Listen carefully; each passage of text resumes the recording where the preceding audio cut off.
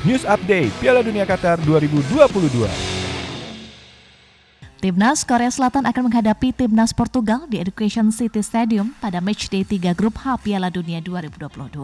Pertandingan ini dijadwalkan kick-off Jumat 2 Desember 2022 pukul 22 waktu Indonesia Barat.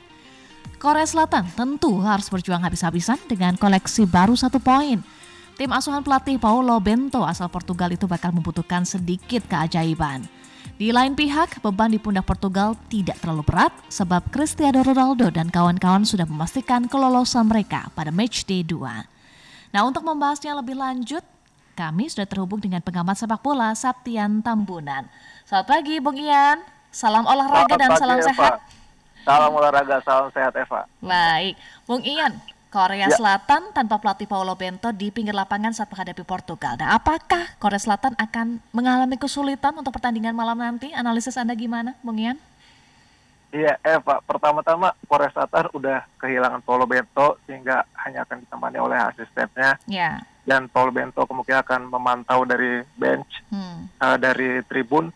Tapi permasalahannya adalah Korea Selatan ini masa depannya tidak tergantung kepada dirinya sendiri. Berbeda dengan Ghana yang berada di posisi 2 klasemen dengan 3 poin, dia asalkan menang atas Uruguay, Ghana udah pasti mendampingi Portugal. Tapi Korea Selatan meskipun menang atas Portugal, dia mesti menanti hasil dari Ghana versus Uruguay, Eva. Jadi memang seperti kata Eva, Korea Selatan ini membutuhkan keajaiban untuk bisa ke 16 besar, Eva. Tapi possibility-nya gimana keajaiban itu? Ya, kalau saya melihat dalam 2 pertandingan Korea Selatan ya, ketika bermain 0-0 melawan Uruguay dan juga takluk 2-3 dari Ghana, Korea Selatan ini kan sebetulnya menaruh harapan besar kepada winger Tottenham Hotspur Son Heung-min ya, Eva. Tetapi memang menjelang Piala Dunia, Son Heung-min ini mengalami nasib yang apes karena mengalami cedera kepala, sehingga dalam pertandingan di Qatar, dia harus menggunakan topeng. Betul. Ketika menggunakan topeng ini, eksplosivitas Son Heung-min itu jauh berkurang, Eva. Jarang ada tembakan-tembakan akurat, padahal Son Heung-min memiliki kaki kiri dan kaki kanan yang sama-sama hidup. Tapi gol-gol atau bahkan peluang bersih dari Son Heung-min itu tidak muncul.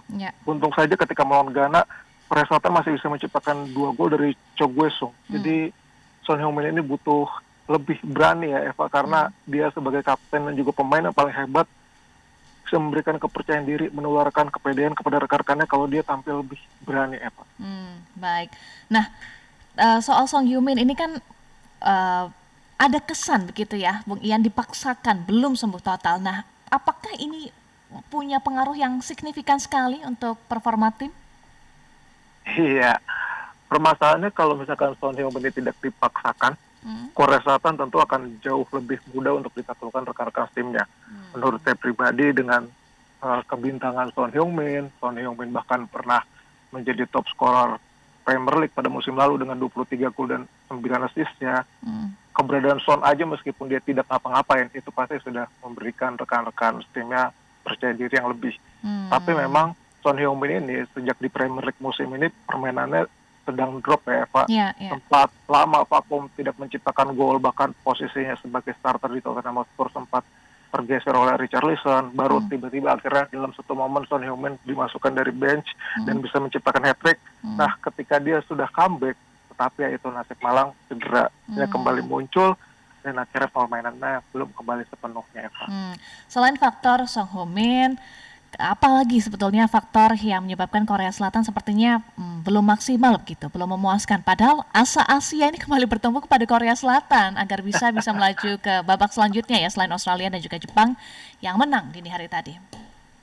Iya, yang dikejutkan juga penampilan dari bek tengah Napoli, Kim Min-jae yang di luar dugaan tampil memble, Pak. Padahal dia juga padahal dia termasuk sosok yang diandalkan untuk bisa tampil prima, bahkan melakukan 0 kesalahan. Tetapi dia justru bermain buruk dan tidak bisa bermain bahkan Eva nanti ketika menghadapi Portugal akibat cedera betis. Lalu juga selain Son Heung-min, sebetulnya Korea ini bertumpu kepada Hwang Hae-chan, winger Wolverhampton Wanderers, tetapi Hwang Hae-chan juga mengalami cedera hamstring. Jadi tidak seperti Jepang yang tampil lebih heroik ya, dan pemain-pemainnya prima, bahkan bisa lolos tadi dini hari. Korea ini lebih memiliki banyak beban, khususnya dari sisi cedera, sehingga Korea Selatan memiliki tantangan yang lebih besar untuk bisa melaju ke fase gugur ya Pak.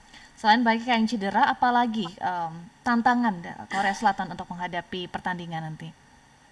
Iya, yang paling dikejutkan adalah ketika sebetulnya Korea Selatan diharapkan bisa meraih poin penuh menghadapi Ghana, tetapi Korea Selatan gagal. Ya. Kalau menghadapi Uruguay tentu 1 poin sudah yang bagus karena memang dari awal yang dijagokan untuk lolos dari grup H adalah Portugal dan Uruguay. Tetapi ketika harapan sudah ada, Korea Selatan justru tampil melempem menghadapi Ghana, dan memang Ghana juga memiliki Muhammad Kudus yang sedang on fire bersama Ajax, sehingga Korea Selatan malah bertekuk lutut. Jadi dalam pertandingan kali ini Korea Selatan mesti tampil lebih lepas ya Pak, meskipun terbilang berat. Namun yang patut dimaksimalkan oleh Korea Selatan adalah Portugal yang sudah lolos dan kemungkinan besar akan menjadi juara grup, pasti akan menyimpan banyak pemainnya ya Pak untuk bisa lebih all out di fase knockout. Nah, kalau kita lihat kan memang Portugal sudah bisa memastikan dirinya ya akan lolos dari fase grup ke 16 besar. Apakah akan tetap bermain all out? Analisis Anda gimana, Bung Ian? Ya, di Piala Dunia 2022 ini kan hanya ada 3 tim ya Pak ya yang bisa meraih 2 kemenangan beruntun di 2 laga pertama Piala Dunia. Pertama Prancis, yang kedua adalah Brazil, dan yang ketiga adalah Portugal. Ya, betul. Kalau berkaca dari Prancis yang benar-benar bermain over dalam tanda kutip menurunkan tim keduanya ketika menghadapi Tunisia, itu sangat mungkin dilakukan oleh Portugal karena sekarang selisih gol Portugal pun +3 dan di peringkat 2 Ghana selisih golnya hanya 0.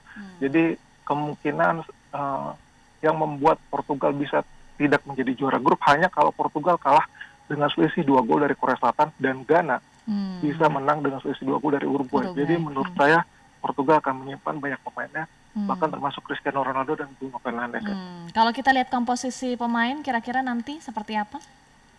Ya, kalau yang menarik untuk dinantikan adalah aksi dari penyerang tengah Portugal yang baru berusia 21 tahun yang bermain di Benfica, Gonçalo Ramos.